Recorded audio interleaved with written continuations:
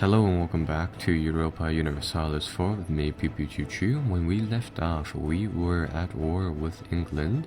The entirety of the Iberian Peninsula is actually now under our control and have joined us inside this war again of succession from the looks of it.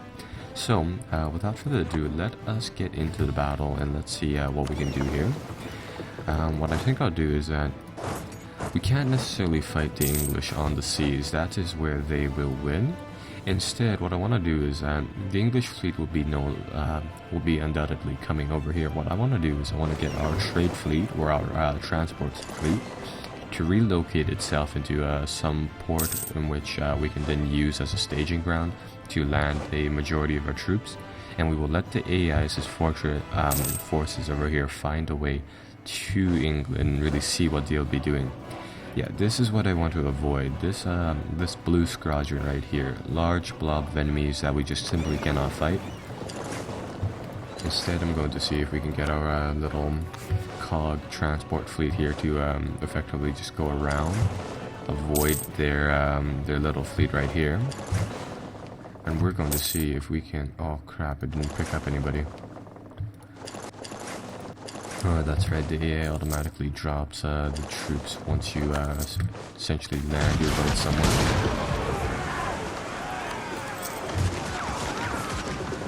Looks like the Argonian fleet has actually come here to, they actually did manage to save us, which is rather nice. But however, we did lose a colony for whatever reason. Maybe, no, I don't believe it's the pirates. Pirates will effectively try to pillage our provinces here out of their trade goods, I believe. They'll effectively blockade the ports. So, currently fighting against England, there's really not all too much we can do about it. I guess we'll have to just kind of take one for the team here. And I will want to get these ships onto the mainland. It looks like Aragon has actually already started doing that. What is happening? Oh, I see. We're losing ships off the Ivory Coast, and I remember I did have that one trade fleet coming over here, where that exploration fleet. So unfortunately, that has happened.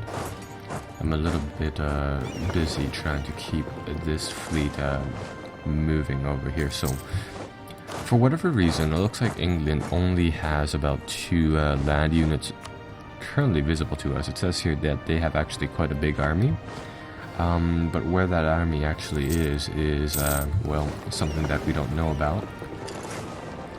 So what I want to do here is that I want to move more and more troops onto English soil, and then I'm actually going to come over here and I'm going to raise war taxes, so it's going to decrease the amount of maintenance and actually increase the amount of money we essentially gain. But it will effectively increase our war exhaustion. Now this would be a great time if we had control of Aragon and Portugal's forces, because what I'd much rather do at this point is land an army onto England itself and really start sieging their provinces and start wrecking them over there. I mean, with that said, what I think I'll do is that, no, what I would have done is that I would have raised another army. However, currently it would have been much better to actually pull these guys back. But with a naval force this big sitting over here, and this is actually not only just transport ships and stuff like that. That is, I'd say 3/4 just combat ships. So with that said, that's kind of out of the question. And it looks like our colony is, is going quite nicely right now. Colonizing, getting cores onto different provinces, and we'll keep on doing that. Can't expand inland just yet, so what I think I'll do is I'll bring these guys down over here. And, oh, that's right, we're being blockaded back over... Well, no, it shouldn't make that big of a difference. It would appear that these places right here are actually a little too far away from our nearest unblockaded core province. Now, like I said, this pirate fleet does count as a blockade, so we do have to get rid of that before we continue colonizing, is the looks of it. So with that said, I mean, I think we're just going to put those provinces on hold. And we will continue the siege over here. There's no way to get rid of that fleet, and unfortunately we can't cross the straits unless we have a transport ship. I guess it would make sense in the sense that your armies have quite a lot of men. Transporting them by some sort of ferry would be a little bit too time consuming. And it looks like England wishes to sue for peace now. Well, we're not going to do that just yet. We will press the advantage. Well, from the looks of it, their army is not present, and really see what we can do to sweeten the deal for us. Anyhow, it looks like we are able to level up 2 of our technologies now. You'll see that the technologies here are really rather dependent on our king, simply because for the first portion of the game we had 2 really bad kings, and now that we have 1 good king, you'll see that our 3 powers are effectively doubled, making us able to do so much more inside the game, and we're able to do that so much faster. So we're going to get level 8 administrative tech, so this will grant us the ability to build courthouses and workshops, and it looks like we're able to build star forts now. Cavalries gain a little bit more shock, and we're actually able to build another type of infantry, so we're going to take a look at that. And yes, all of the longbowmen and whatnot are actually outdated now, when compared to the I'm not a foreigner, I'm not a native English speaker, so I have trouble with the majority of these. But a Galaga mercenary band. So these guys are now I'm going to make these guys actually are now standard infantry. Now they have the same attack, but they have a lot more morale, and while they are a little bit weaker than our longbowmen on the defense, they actually make great attacking units. So we're going to go with them, and our infantry would essentially just re-equip themselves as the new type of infantry. I'm not necessarily sure if our troops over here actually do that as well. We do have full maintenance costs. The morale here is a little low. And our colonies are starting to produce much more trade goods, which is rather nice.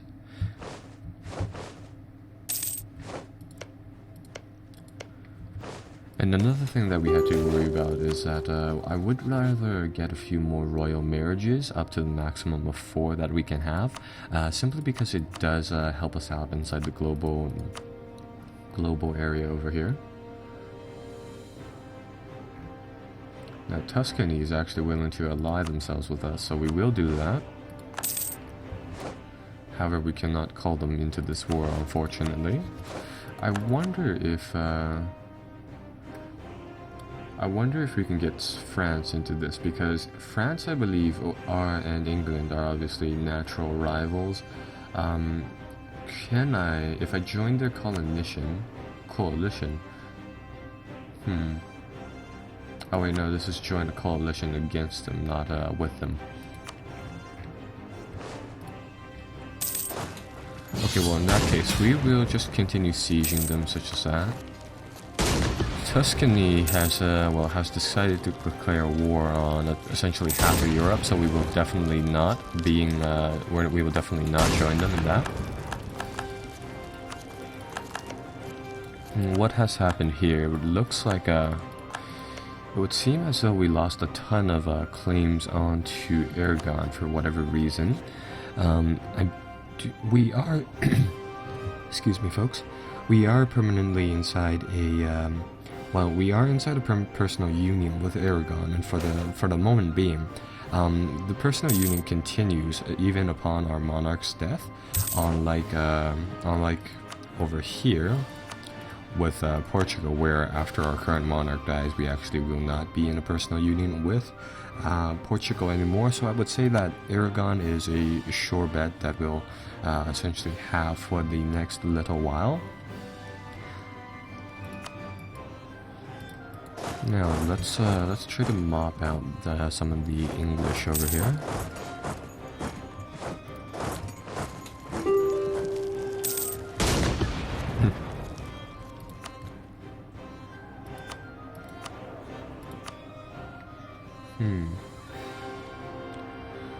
Okay, well, let's get another advisor up here now. I'm currently contemplating, would it be better to just simply sue for peace with England right now and not take any of their provinces? Because bear in mind that it will cost us about, yeah, from the looks of it, 140 pieces to effectively claim their land, although the English lands over here are actually quite suitable for us as well. Now, ooh, this is good. A random event called the Sweeping Sound, or Sweeping Song, has happened. The war has taken a heavy toll on mothers and wives of our nation, and as you pass a ragged widow, there, let's see, what is this all about? Okay, either way, we do have the opportunity to lose some war exhaustion or gain manpower. We are currently actually sitting upon the maximum manpower available, so we will actually just try to lower our war exhaustion a bit. And that will greatly help us out because that'll lower all of the penalties that come along with war exhaustion. And one of the main bonuses from that is that we can actually continue our little sieges there for a longer period of time.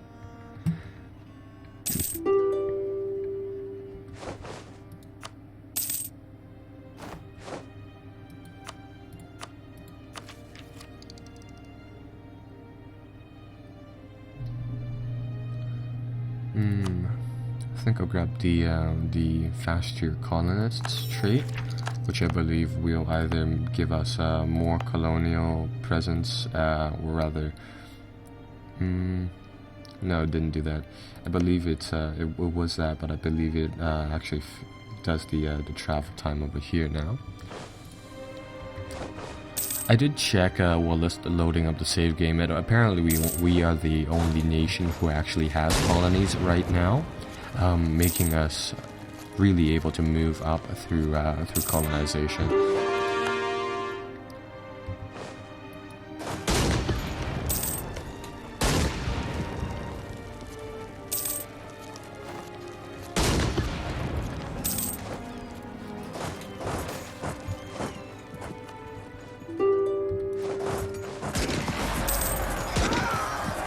I want to see if we can push these English troops out of this particular little bit of land.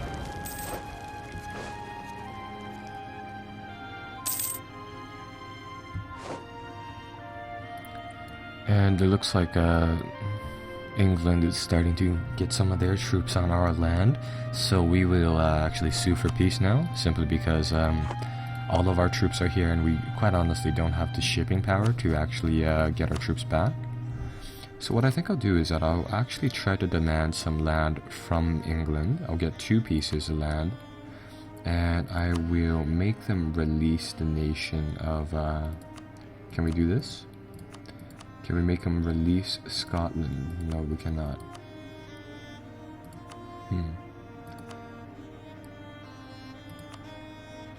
Well, I think that is essentially how this peace offer will go, and I guess we will decide. We will ask them to give us a few a few coins as well. Now, with that said, let's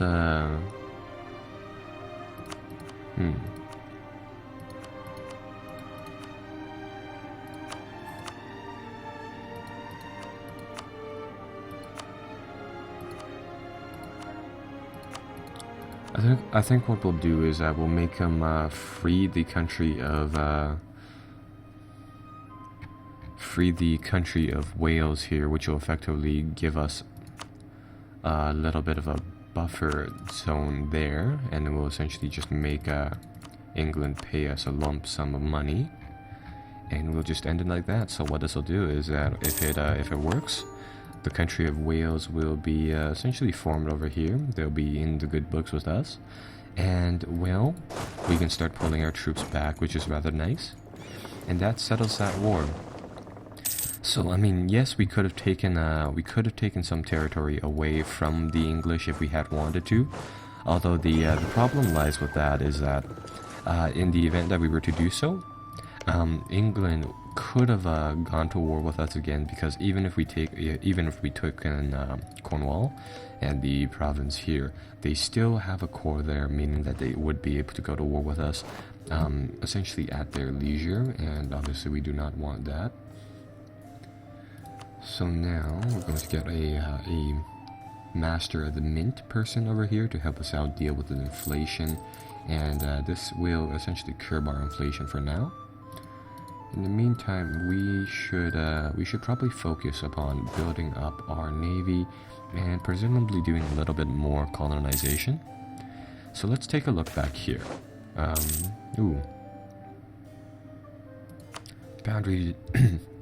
Boundary dispute with Algiers happened, so we may be able to grab one of these tiles over here. Yeah, we were able to grab this tile. Now about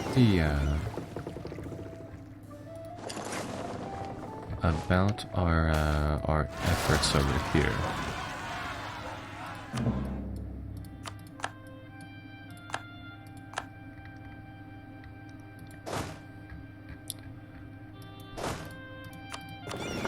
What I think I'll do with the trading is that we need to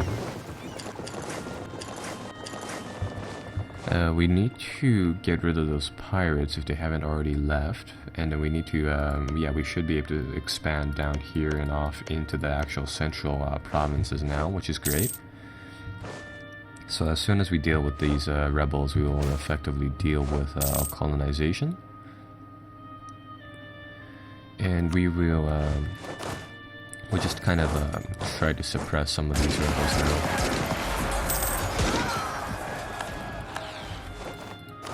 What is our army maintenance at? Let's increase that to full for now.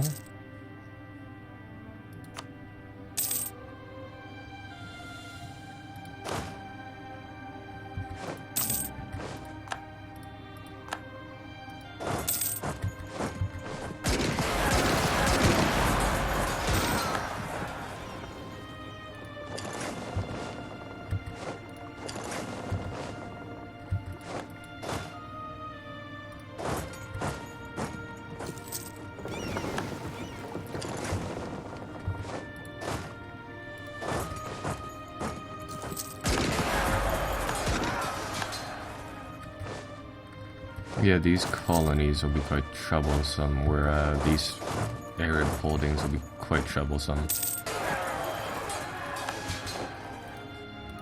Okay, well that is done there.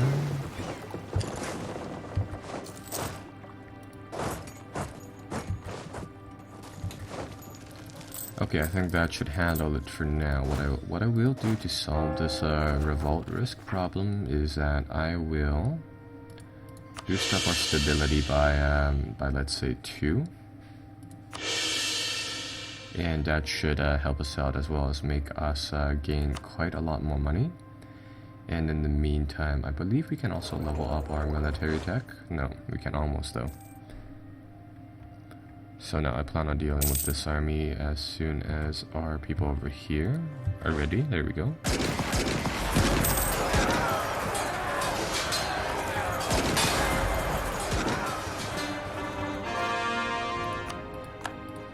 Perfect, and our colonization is going rather swell. I think I'll get the explorer to actually come down here through the coast some more.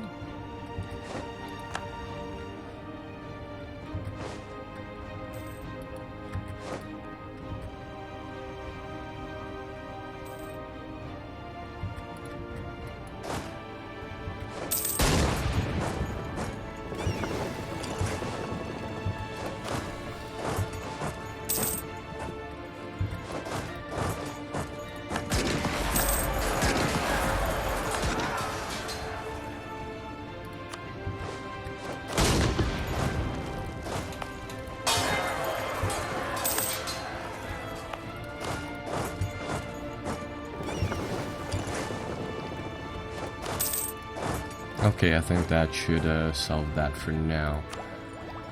Currently, I mean, we are earning quite a little bit of money, and we have, well, we have a lot of military power, actually. What are we going to get from rising our military power here? we are actually going to be getting a new type of cannon and a new type of, actually a lot of different types of infantry, so that will be rather useful. So let's grab that. Yeah, a ton of things. So that should allow us to change our infantry up some more. It looks like we will have access to a few more types. We have the defensive infantry here and here.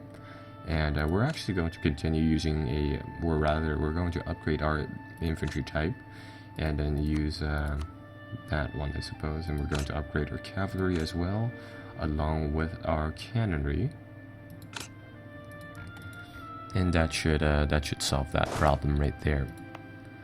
Now, we are actually gaining quite a lot of money now. So, you know what? Let's try to boost up your taxation anymore. Let's take a look at the buildings that we have now.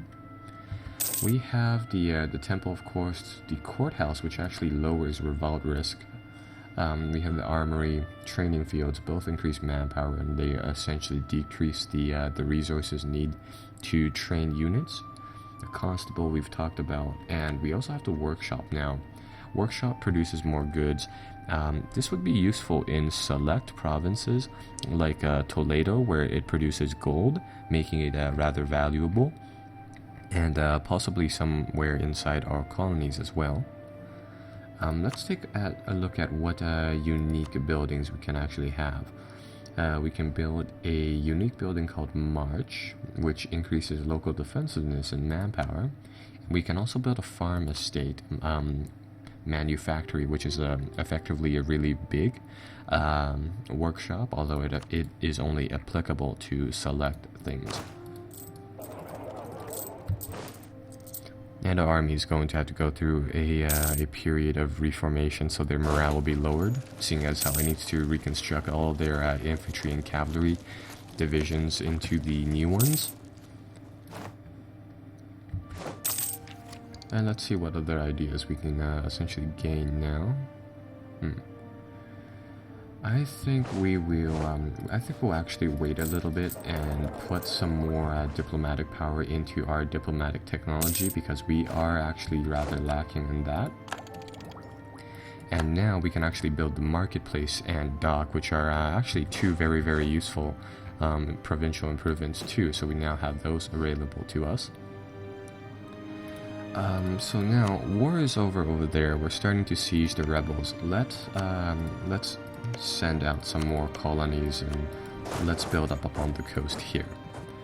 So what marketplaces and docks do is that if we go to the trade window right here, you'll notice that trade is effectively divided up into I think I've actually already talked about this. Trade is essentially divided up into different regions, and then depending on what you have inside these provinces, it will affect your trade power in its respective trade hub. So right now, we control, actually Portugal controls the majority of the Sevilla trade hub. Well, we want to change that, so what we're going to do is that as soon as we accumulate some diplomatic power... Is there more rebels, really? Quite a lot of rebels, actually. What we are going to do is that instead of using a fleet to boost up our trade power... Where's my transport fleet? There we go. What we are going to be doing is that we're going to grab a few provincial improvements that should, in theory, boost up our trade power, and I'll show you guys that in a second. For now, do we have a military leader is one thing. No. We're going to recruit a leader just for now and assign him to one of these armies.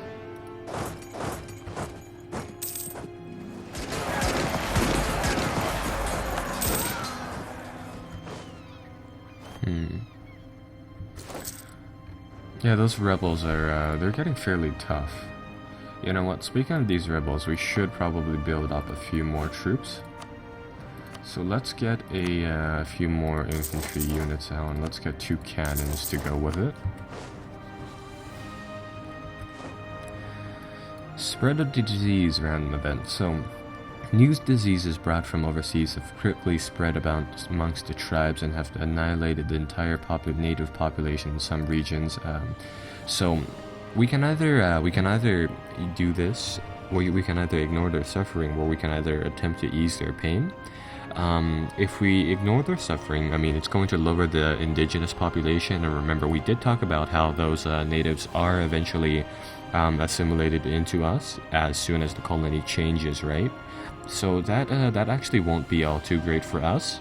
Instead, we're going to go with this simply because it actually increases the settler chance. Now, let's see. We actually have quite a lot of different missions and stuff that we can accomplish. So, you know, I think what we'll do is that we're going to go with this Discover La Peta event or mission, and we're going to take a look at the national decisions in a second here. Yeah, the problem with the terrain here is that, I mean, there's rivers all over the place, making any sort of a little bit of conquest here difficult. Okay, well, let's grab these two troops and let's try to get a few more troops here. Yeah, I think I will be doing a lot of the conquest using this map mode. Simply because, I mean, with the political map mode, it really is only for political issues now. It's not all too great. Another one of these new settlement things, we're just going to go with gain base tax. And one of our ports are probably blockaded by pirates, yes.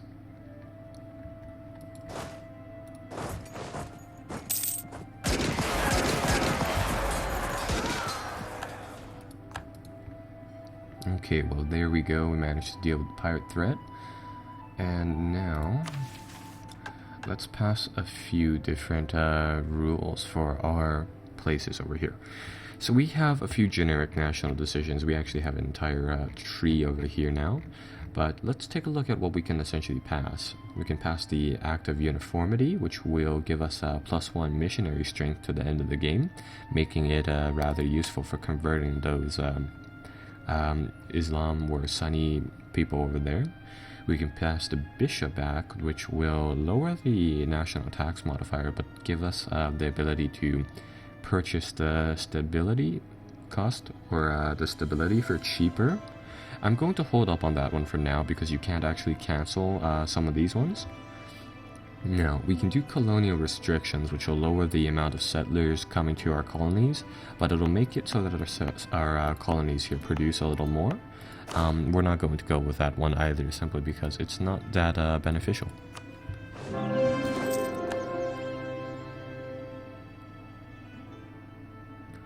Now, I recall us wanting to take a look at the trade power improvements. So let's just take note of our local trade power here, which is 71. Yeah, Portugal has a lion's share over here. So what we're going to do to try to increase that is that first and foremost, we are going to lower the army maintenance to somewhere where it can be nicely balanced, just like that. And then we will start building these marketplaces, which should increase our local trade power here. Currently, it is at 71.4. Let's see what happens after we build a few of these marketplaces. So these, I believe, will actually cost diplomatic power to build instead of administrative power. So yeah, we're going to build a few of them until we're out of cash. And then really see where this goes.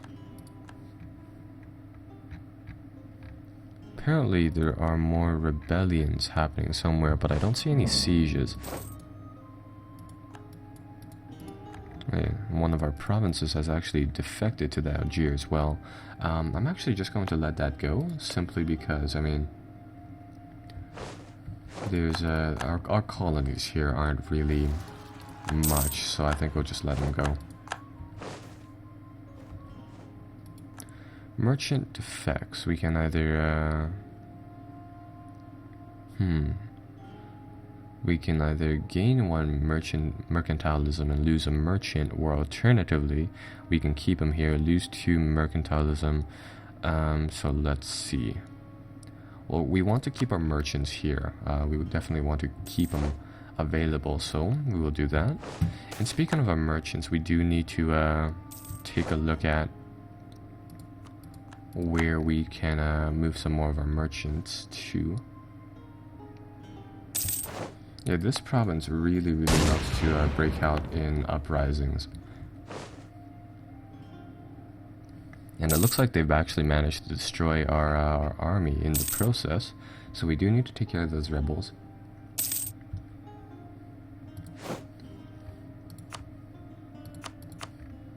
So let's build a new force here.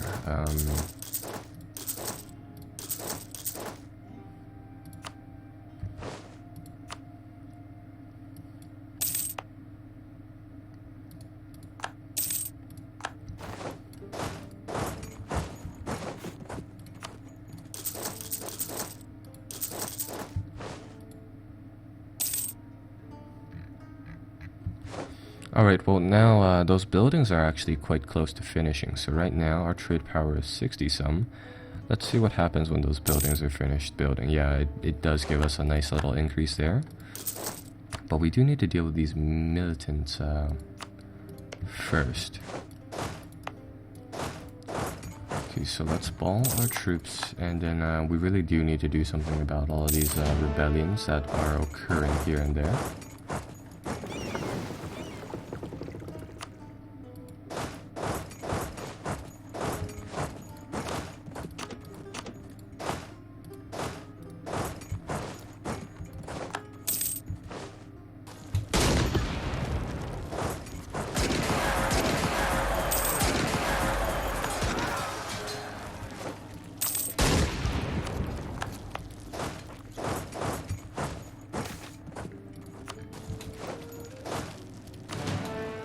I really hate these rebels.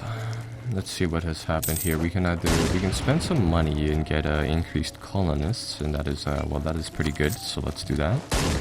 Let's actually see how much these colonies are increasing by. So 108 per year. That's actually really good. So at the very maximum, it'll take about 10 years to finish a colony now.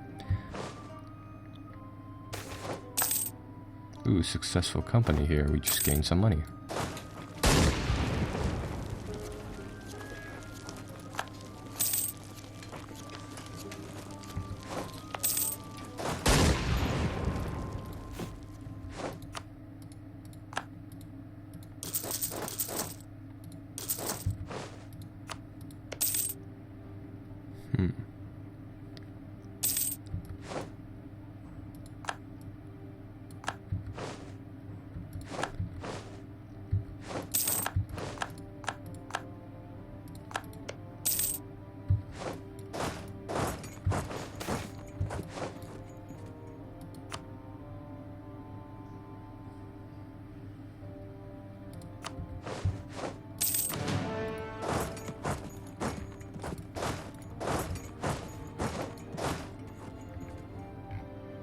Well, this is rather odd. I mean, we lost one part of our colonial, or our North African holdings here, but then the Muslim dual infantry here, which was that army of rebels, actually switched to our side somehow. I'm actually really starting to not like these holdings onto North Africa, simply because they are actually rather hard to manage, and they do cost that overextension fee. Actually, now that we actually we have sufficient missionary strength to actually convert their religion, it might be a little bit better. So we'll see how this goes. But I'm actually thinking of abandoning our process here.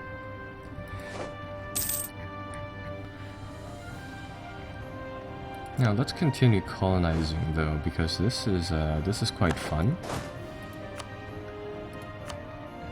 Let's get our people to explore this way by a little bit.